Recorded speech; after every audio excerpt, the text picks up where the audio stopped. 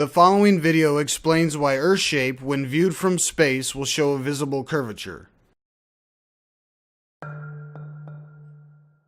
This is not a work of fiction. It is a result of months of work involving physicists from Brazil, Germany, and the United States who hold master's degrees in physics, astrophysics, and cosmology, and also masters in theoretical physics. This is a simple recital of fact which transcends the most elaborate fictions ever conceived. The information to come is diametrically opposed to the assumptions and explanations put forth by both the flat Earth community as well as established scientists and physicists.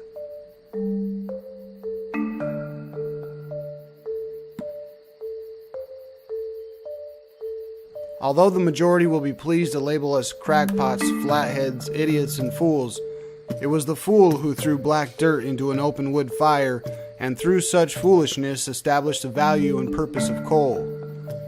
Socrates, the ancient and profound philosopher, was considered mad by the majority of his time. We may read about the strangeness of Robert Fulton, who harbored an insane idea of harnessing steam for the propulsion of boats, or Benjamin Franklin's insane tampering with the elements by catching lightning with his stupid key in a kite. The eccentricity of Thomas Edison is recalled with his particular insane notion of holding powerful electricity in a fragile glass bulb. Alexander Graham Bell's plodding perseverance provided our telephone, and the madness of Samuel Morse, who was guilty of the wild claim that messages can be sent throughout the world without the sound of a voice. The entry is hardly dry on history's page recording the Wright's folly. Such a term described the majority's opinion of Orville and Wilbur Wright. Yet while the normal majority ridiculed the new enterprise beyond their understanding, the Wright brothers threw tradition's restrictions to the winds and navigated the first crewed airplane over Kitty Hawk.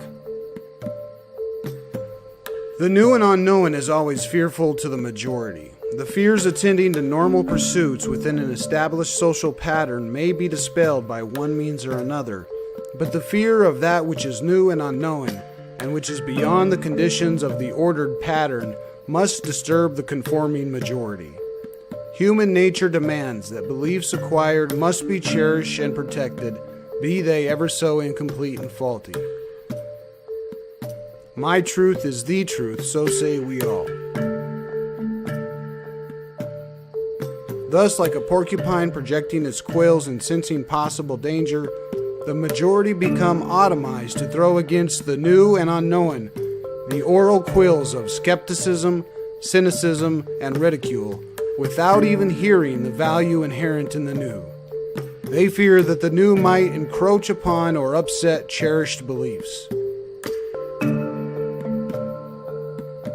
But the fearless experimenters and pure scientists, the crackpots, visionaries, dreamers, and madmen, with their indomitable spirits who build civilization, are nourished by a creative nectar too potent for the normal majority consumption.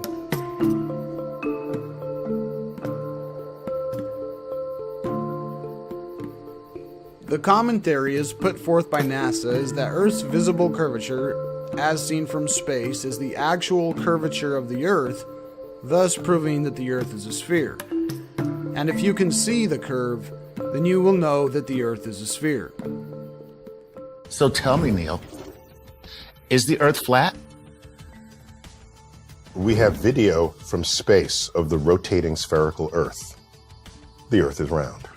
Thank you for joining us on this episode. Well, no, BOB's on the gram talking a lot of this stuff, and he's actually, he's got a GoFundMe. He's trying to buy a satellite to take his own pictures to prove. So before you do that, why don't you consider joining the Planetary Society? We will have a satellite.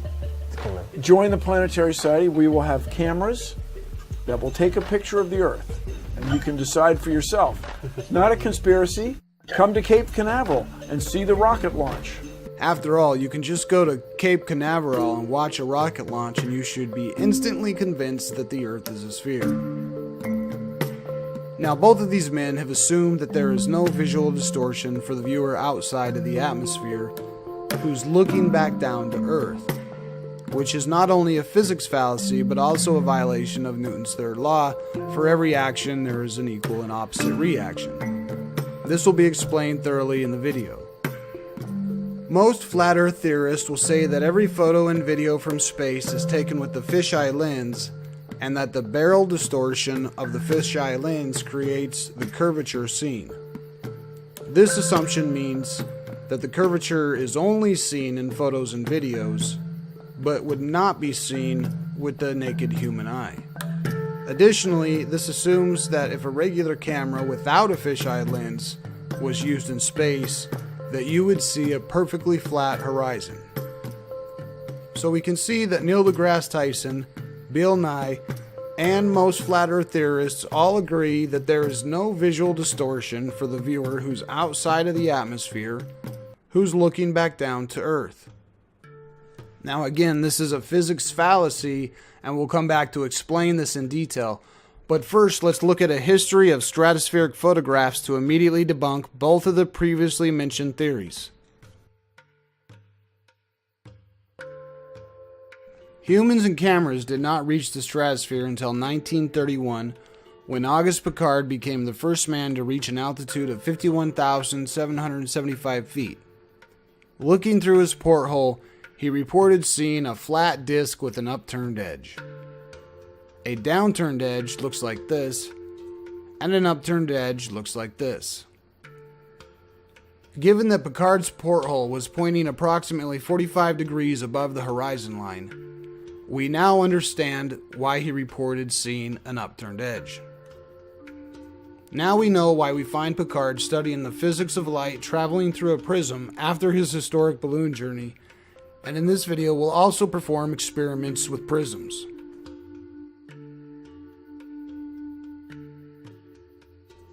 About 15 years after Piccard's balloon flight into the stratosphere, the V-2 rocket became the first man-made object to travel into space by crossing the Kármán line on June 20th, 1944.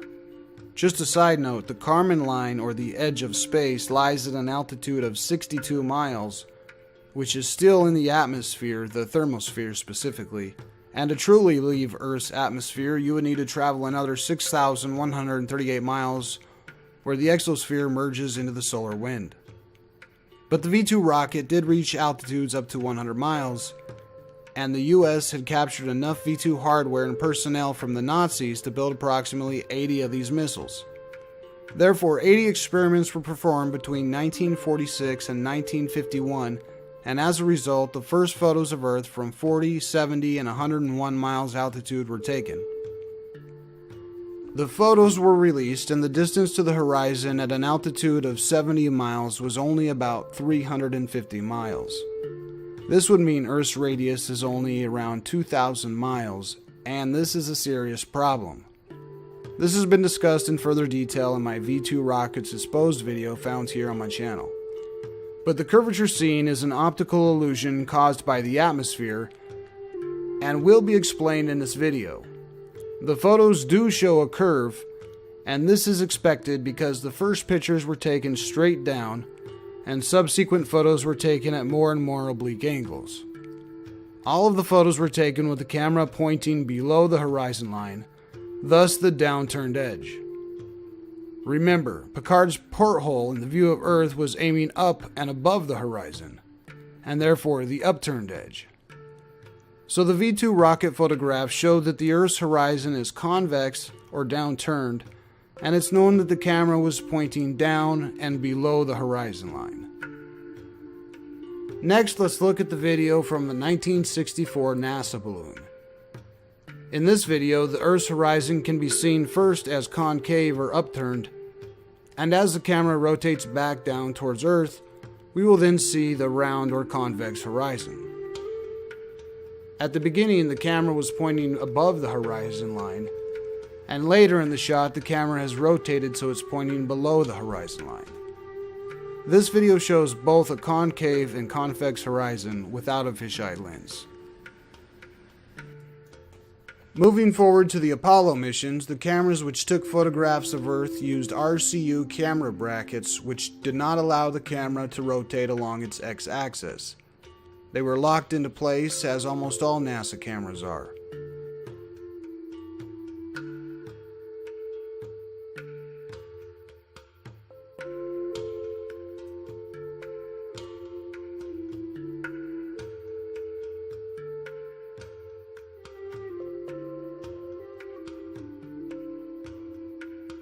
The same can be said for the NASA STS missions, but the Earth shown in those videos is hardly believable.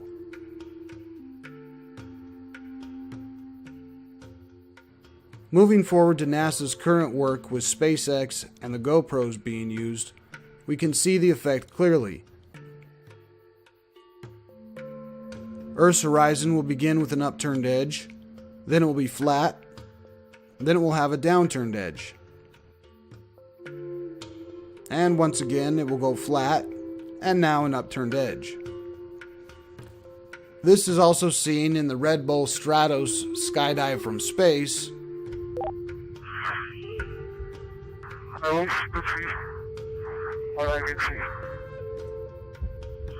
Sometimes it has to be up really high. When Felix jumps out of his capsule, the horizon is concave, then it goes flat, and then convex. Although this will be commonly blamed as barrel distortion caused by the GoPro, we'll prove that to be false.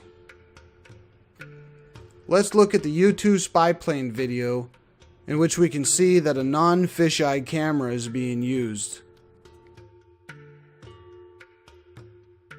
And we can measure a perfectly flat artificial horizon line inside of the cockpit. If a fisheye lens or a GoPro was being used, this line would be curved. There is no fisheye lens barrel distortion in this video. When the camera is pointing above the horizon line, Earth will take a concave shape with an upturned edge. When the camera is pointing below the horizon line, Earth will take a convex shape with a downturned edge. And when the camera's X rotation is at 0 degrees and perfectly aligned with the horizon, Earth's horizon will be perfectly flat. We can confirm in this video from flat Earth theorist Rob Skiba in his high-altitude balloon launches, which have both a standard and a fisheye camera on board. Although the cameras do not aim above the horizon, we can see the curvature of Earth increases as the camera points downward, even on the non-fisheye lens. This convex to flat to concave transition of Earth's horizon can be found everywhere from NASA to SpaceX, an iPad case company, GoPro cameras, independent parties, flat Earth theorists, and basically anyone who has taken a camera above 100,000 feet. Now let's explain the science and physics behind the visual distortion, which is a function of the lens and caused by light refraction in the atmosphere. First, it's important to study how human and camera lenses produce their image. Let's peer into the workings of the eye. The reflected light of the world enters through the crystal transparency of the cornea, aqueous humor, lens, and vitreous humor to project onto the photoreceptors of the retina, whose impulses converge on the optic nerve and are sent to the brain to be transfigured into an image. Continual adjustments to the pupil and lenses regulate the entry and focusing of light. Here are a few observations to consider concerning the human eyeball. The human eyeball is a light-reading device that can only form an image if light can reach and enter the pupil. The human eyeball is a sphere and the pupil is a perfect circle. Light waves entering the cornea may only enter with the shape of a circle. Anything below the horizon, which is visible, takes its true form and shape, but when something is too far away, it becomes a dot or a circle and disappears into what is known as the vanishing point. Everything that is above the horizon, the sun, the moon, stars, and planets, are all perfect circles, and they're also very far away.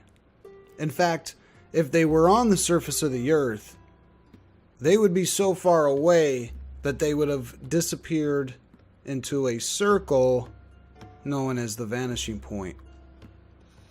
Are you positive that you're seeing the true nature of the celestial objects in the sky?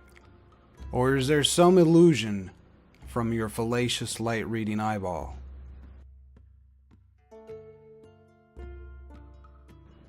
Because human and camera lenses are light-reading devices, we must consider the path which light has traveled before it reached our cornea to produce the image that we see.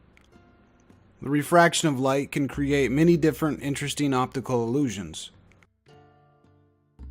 Suppose we change the shape of the lens. Let's now return to our original shape. Suppose we change the location of the objects.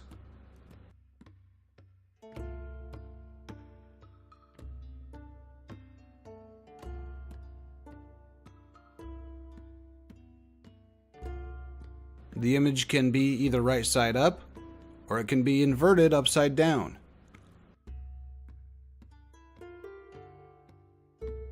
A beam of light is composed of particles called photons. Photons are very different from the particles that matter is made out of. The image which you can see is developed from light photons, and it is not an exact translation of the physical matter around you. The speed of light through a vacuum is the same for all observers. But light slows down when it tries to pass through certain materials such as glass, water, and air. The velocity of light decreases with increased density of the material it's traveling through. When a wave enters or exits a material at an angle, the left side and the right side of the wave will cross the boundary at different times. The greater the angle, the greater the difference in time when the left side and the right side of the wave will change their speed. This causes the wave as a whole to change direction both when it enters and when it exits the material. This can be observed with the prism.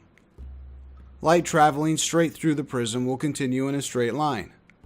If light enters the prism at an angle, the light will bend.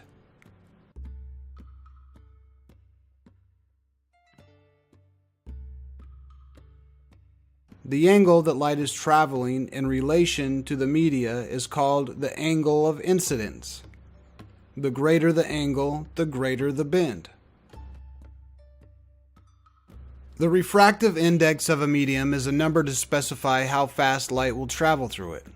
For example, the refractive index of water is 1.333, meaning that light travels 1.333 times faster in a vacuum than in water. When light waves enter a medium such as water, prism, or air, it will bend. The refractive index determines how much the path of light is bent when entering the material. The greater the refractive index, the greater the bend. So there are two factors which influence how much light will bend when traveling through a transparent media: the angle of incidence and also the refractive index of the media. The total amount that light bends is called the angle of refraction. The atmosphere and air also refract light, just like water and a prism and a glass does. Light waves do not travel at the speed of light within the atmosphere, but light's velocity is continuously getting slower as light travels towards Earth through air which is continuously becoming more and more dense. A visualization of atmospheric pressure will help demonstrate this, as we know that air closer to Earth's surface is more dense than the air at the top of the atmosphere. So air high in the atmosphere, perhaps up in the exosphere, has a refractive index close to 1. But air near the surface of Earth has a much greater refractive index. This continuously changing refractive index causes light waves to follow a continuously curving path, as we know that light follows a curved path in a medium in which the refractive index changes. This is a study of the physics of the air and atmospheric refraction, which consists of 3 phenomena: astronomical refraction, terrestrial refraction, and a third and yet unaccounted for, horizontal refraction. Let's look at each one in detail.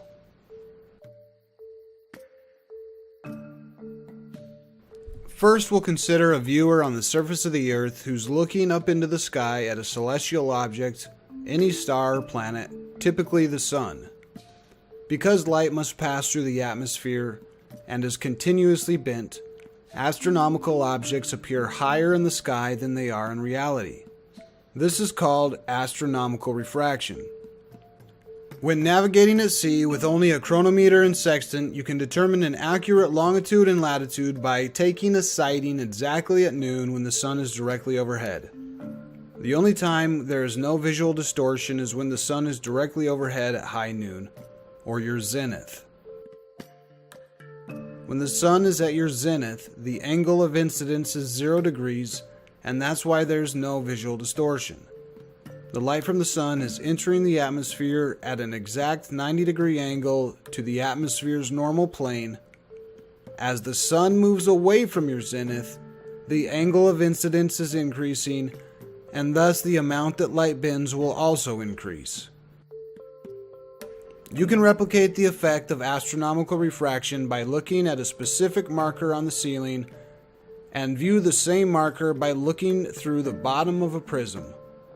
If you cover one eye with the prism and one eye without, you will notice the marker is visible in two different locations. The research papers included in this video explain how to calculate astronomical refraction. Here we've done the math on paper by hand. Please study our work for correctness and accuracy and provide any feedback. The paper is included in the research documents and the links in the description.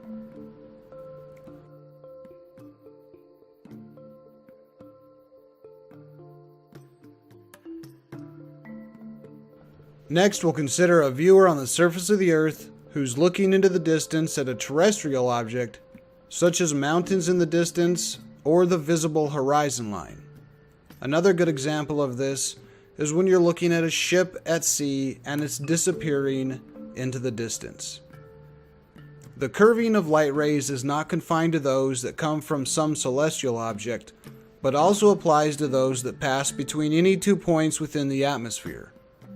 This phenomenon, known as terrestrial refraction, causes all objects on Earth or in the atmosphere to appear to be at greater altitudes than they actually are. Even initially, horizontal rays normally curve down towards the surface of the Earth so that objects at the observer's own level, as well as those above or below it, appear elevated. To understand this phenomena, consider a light wave normal to the surface of the Earth and consequently moving horizontally. If now the density of air decreases with increased elevation, as it nearly always does, the upper portion of the wavefront will bend down towards the Earth faster than the lower, and the path will be bent down towards the Earth along a curve whose radius depends upon the rate of this density decrease.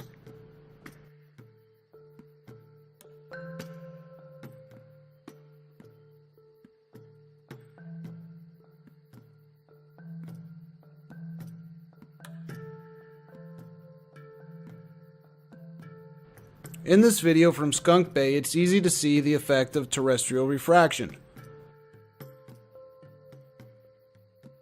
Consider what this looks like from the side. A curve with a radius that's constantly changing. Notice how terrestrial refraction is responsible for a visible curvature on the horizon line, regardless if the Earth is a sphere or flat. As a common approximation, terrestrial refraction is considered as a constant bending of a ray of light, or line of sight, in which the ray can be considered and described as a circular path. Once again, we've included the research papers which explain how to calculate terrestrial refraction. Please study our work for correctness and accuracy, and provide any feedback in the comment section below.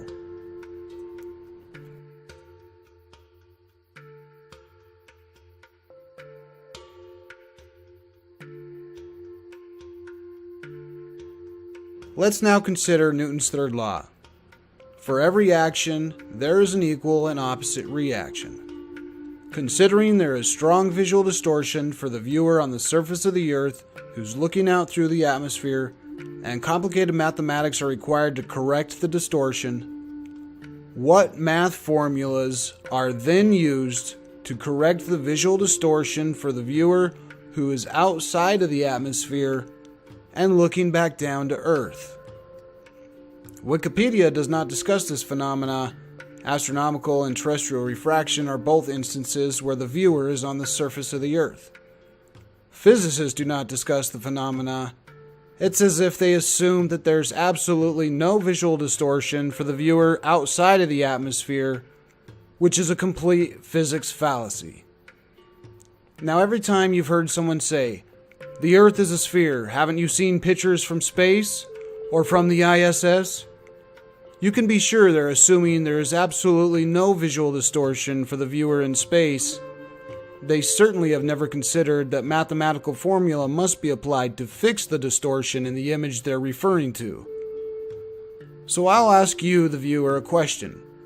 Given astronomical and terrestrial refraction, what is the mathematical formula to correct visual distortion for the viewer who is outside of the atmosphere and looking back down to Earth?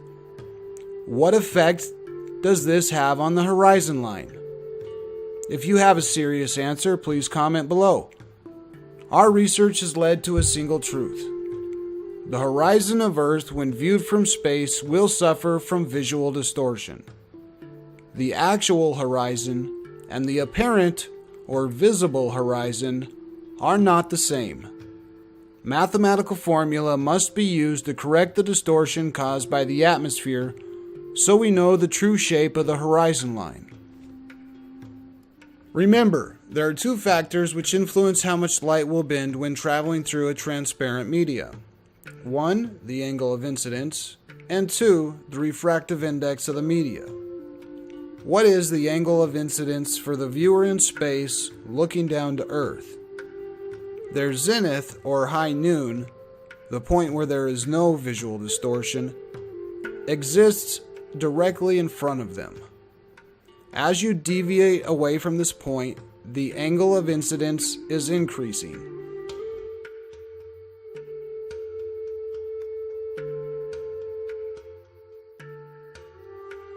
The same effect can be seen with astronomical refraction.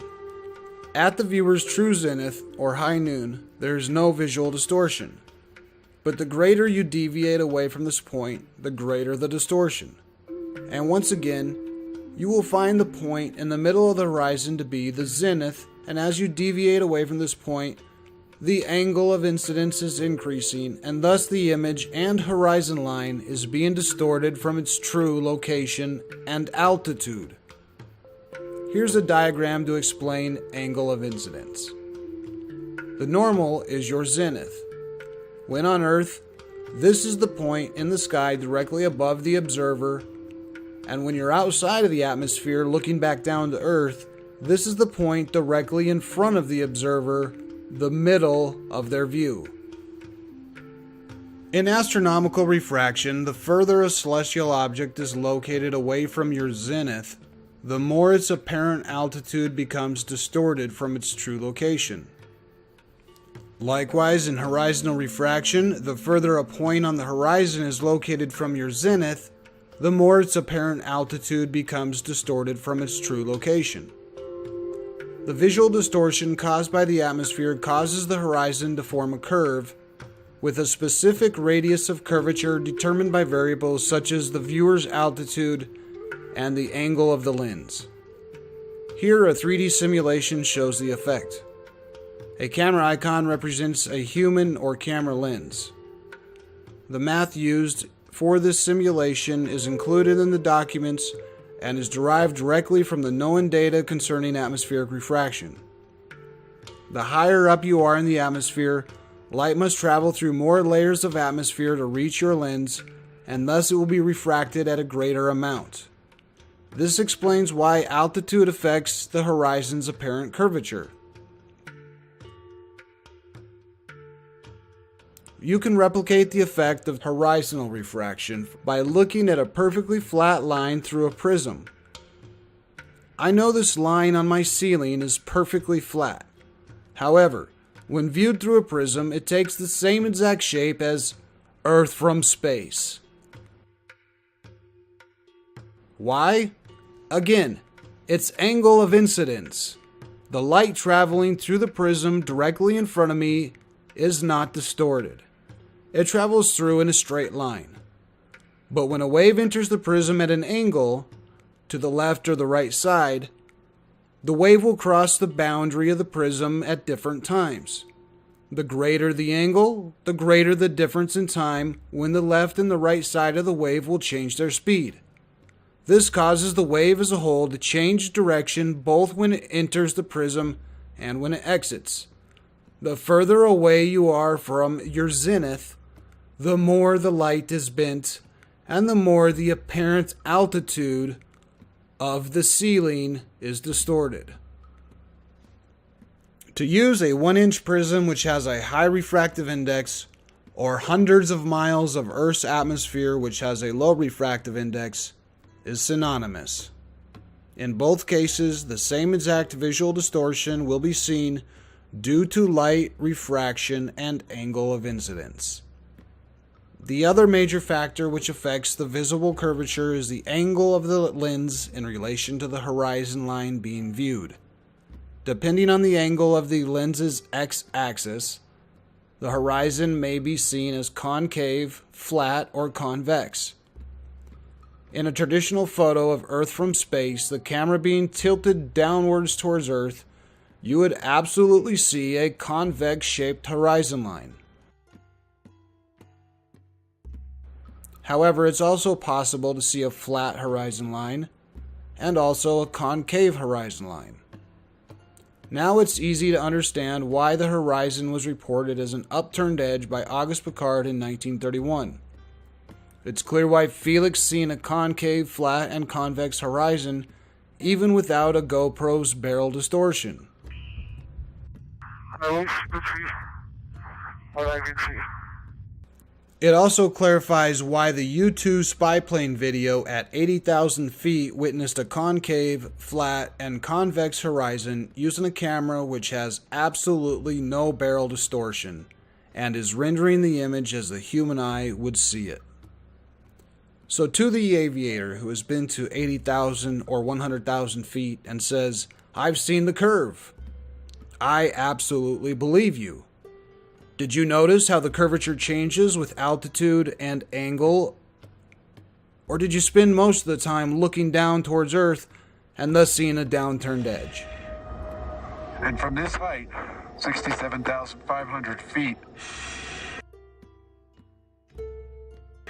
the edge of our planet has a definitive curve to it. It is more three-dimensional than I have ever seen it. There we are.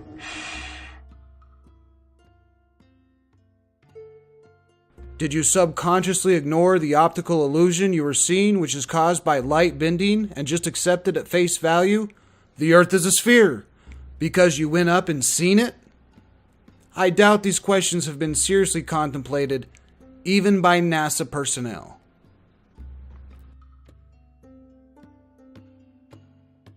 So the atmosphere distorts the shape of the horizon when viewed from space. What does this all mean? Well, the interesting part of this research project is that it unanimously confirms that when the camera's x-rotation is at 0 degrees and thus is normal to the horizon of Earth, the horizon appears to make a perfectly flat line. This can be observed in the included videos, which includes both GoPro cameras and also cameras with flat lenses and no barrel distortion. In summary, our research proves that visual distortion will be experienced for the human or camera lens outside of the atmosphere. When studying atmospheric refraction, you should not only consider astronomical and terrestrial refraction, but also the third and unaccounted for scenario, horizontal refraction, for when the viewer is outside of the atmosphere and looking back down to Earth's horizon. Our theory postulates that Earth's surface is perfectly flat and that the curvature seen from space is due to horizontal refraction. Likewise, when a viewer is on the surface of the Earth, the curvature is seen due to terrestrial refraction. And what about the movements of the stars and planets? Are they really moving, or is it just another optical illusion caused by the movements of light waves from a single light source? Given that light must travel on a circular path in order to reach your spherical eyeball, only to enter through a circular-shaped pupil, it's not surprising to see a plethora of circular-shaped objects that we assume are spheres in the sky above us.